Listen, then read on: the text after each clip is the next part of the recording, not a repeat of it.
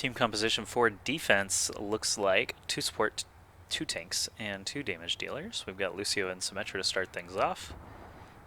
McCree and Farah as the damage dealers, and Zarya Reinhardt as our tanks. If you look over on the offense, looks like potentially they might be fainting Winston. By dropping the shield, they basically showed that they have a Winston selected at least, but they could just be presenting false information and swapping it up. I don't know why you would ever show your opponent who you've actually got in mind. Even if they can't switch in time, they can still know what to expect. There's an offensive sniper selected right now. I'm not sure if they're actually going to stay on that, but let's get ready. 10 seconds to go, and I'll click that button, get that timer started. And then go. All right, so timer has started officially. They have not chosen to stay with the sniper. Instead, I'll be watching Mendo Kusai, excuse me, on Reaper, attacking for Valfard. He's going to go straight after that Lucio. Terrific job there, actually, as the only healer on the team. Taking him out is actually a huge deal. Winston now can basically just freely attack whoever he wants with his lightning gun, but the rest of the team actually wiped the offense. Great job there from SG-1 to stop that attack flat despite losing their healer. Symmetric turrets all throughout, as you would expect. Mendo is actually switching to the offensive sniper here, try and get some free shots off. He has the benefit of being able to just drop back and switch to a different character as well anytime. But now, of course, that is going to be a little bit harder to do. See if he can find any real targets. There is a teleporter up there already for defense. You can see in the back right there. Enemy teleporter down. Let's switch to Nevix now on Reaper, who actually did take care of that teleporter. He's in the back line now. He's got some juicy targets here. McCree is a great one if he can dodge that flashbang. It looks like he did Wraithwalk in time to get out of there. It looks like defense is pushed entirely off. I'm not sure if they lost a ton of people. Hawk's actually dying on Reinhardt, but the rest of the team moving forward. Offense has the opportunity here. They have captured the first third of that progress bar. Every third that you capture stays. So even if they wipe here, they've already got 30% of that point captured.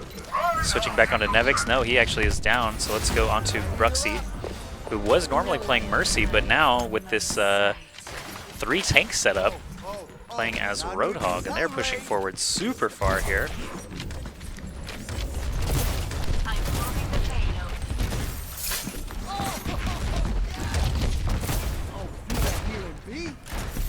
Should be all good.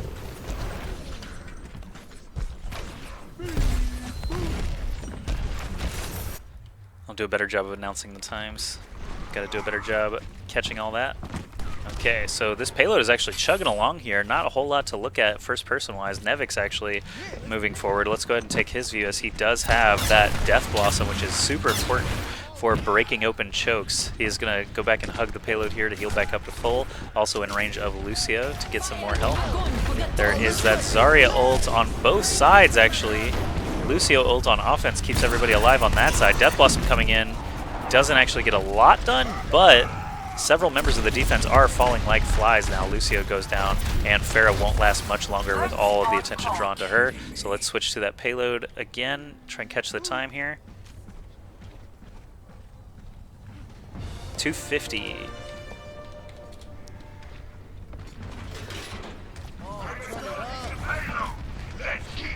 Okay, so we're going to continue moving on here.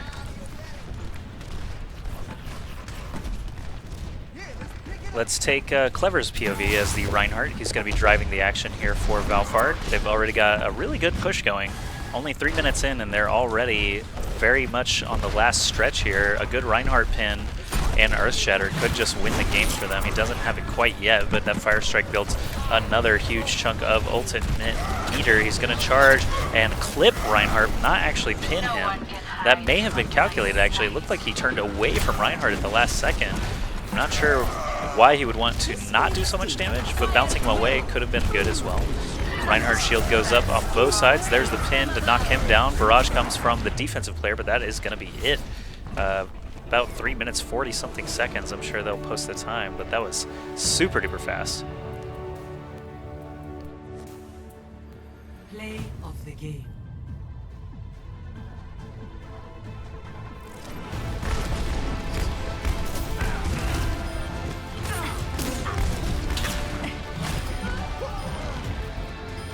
Good lord. That is actually the best Symmetra play the game I think I've ever seen.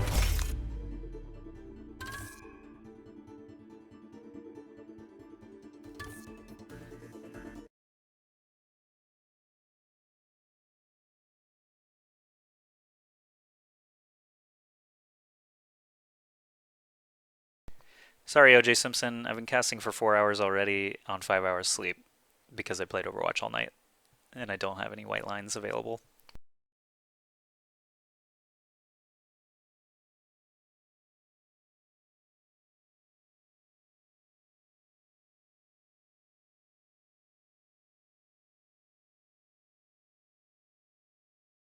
Okay, guys. Overlay is all set. Got my timer ready. Moving into the second half here of Game 2. Valfard already up 1-0 in the series. This is just a best of 3.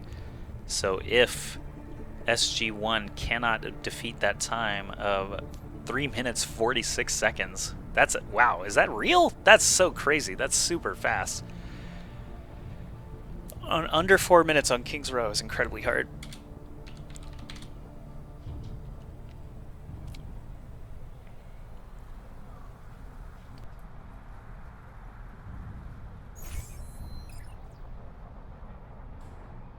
Okay, so we've got the defense selected now. We've got the Fearsome Foursome. You can see the first 4 characters there. Zarya and Reaper as the flex spots for the second tank and second damage. I do love Reaper basically at all times. He's great on offense and defense. McCree getting a lot of love in that flex spot as well. Zappis is actually going to be playing him for the offense. So in about 30 more seconds, we'll get this shindig started. I'll click the start button so you guys can see the time to beat.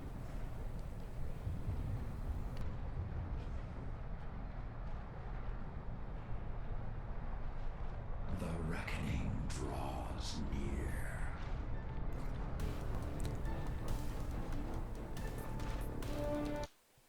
Okay, getting ready to start the timer in 5, 4, 3, 2, and 1. Bam. Okay. Time has begun. Let's go ahead and take Zappis's POV here as McCree. They're going to need to do this super speedy style. Flash and Fan on Reaper does not quite kill him. Wraithwalk did come out in time. Reinhardt contesting the point, doing a good job there with the pin. Defensive Reinhardt does actually succeed against offensive Reinhardt there. There's another flash, but Wraithwalk again stops McCree from taking him out. McCree down to only 78 health, swinging wildly there at Nevix. Not going to take him out. Let's go ahead and take a Reinhardt's POV. Hawks for SG-1, looking for those potential fire strike or pin targets as we move closer to the choke point here, waiting for all his teammates to catch up, of course, as well.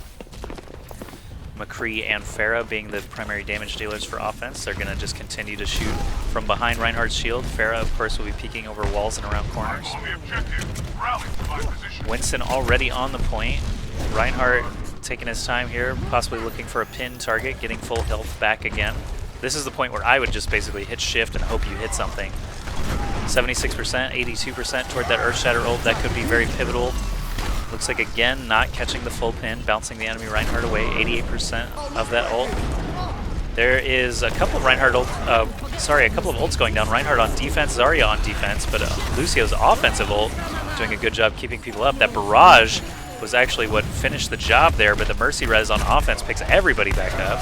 There's the hammer down from the offensive Reinhardt we've been waiting so patiently for, as well as the offensive barrage. So they are going to slowly take this point.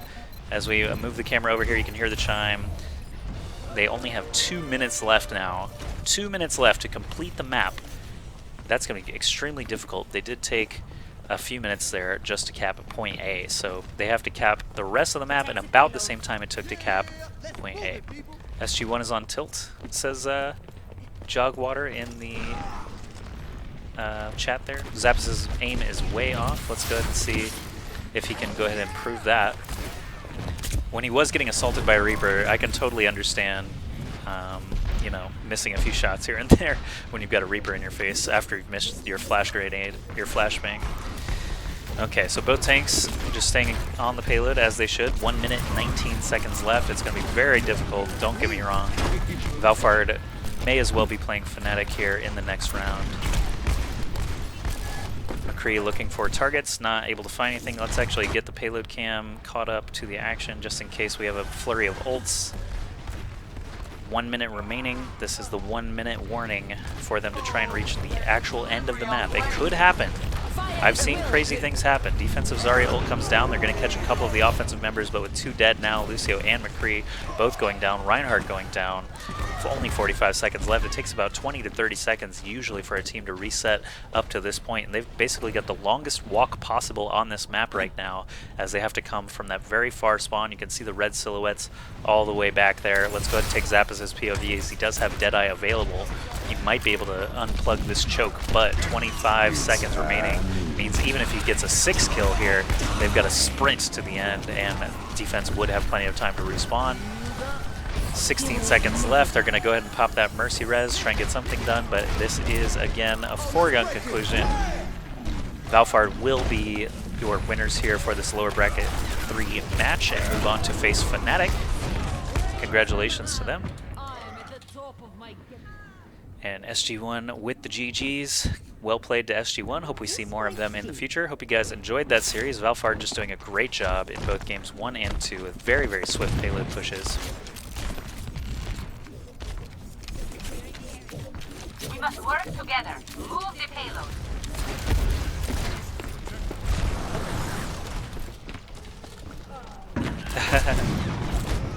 So they are, this match literally is the one holding up the tournament at the moment, as Fnatic will be playing the winner of this series, which we now know to be Valfard. So just letting them know they are the last ones and people are leaving. Join me.